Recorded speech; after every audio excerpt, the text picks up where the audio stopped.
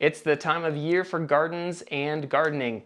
And if you're getting a jump start on your garden by growing stuff inside, then there's a really important thing that we got to talk about. Heyo homeowners, landscapers, and gardeners. Today we're going to be talking about thigmomorphogenesis, which is a big sounding word, but it really just means the process by which a plant thickens its stem based on the wind. You see, when plants are growing naturally outside, what they're doing is they're being hit by weather and wind, and what it's doing is it's moving the stalk around and it's causing the cells within to form in the way that they would naturally. And when you grow plants inside your house in a room that's sheltered, like this one, you lose that.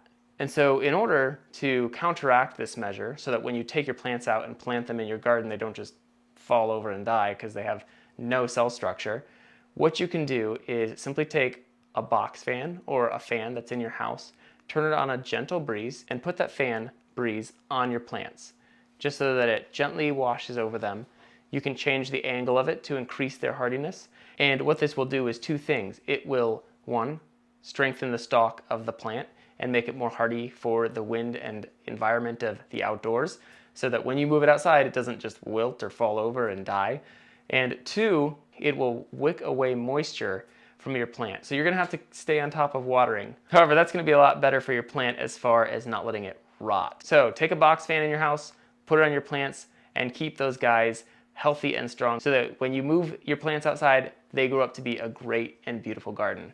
Thanks for joining me today. If you're a gardener, let me know what you're growing this season in the comments below. And if you need any help for your landscaping, then I've made a step-by-step guide to your total landscape that you can pick up in the link below or by hitting the QR code in the corner. Like and subscribe if you haven't done that already. You know, the usual YouTube things. Thanks for joining me, and I will see you in the next video.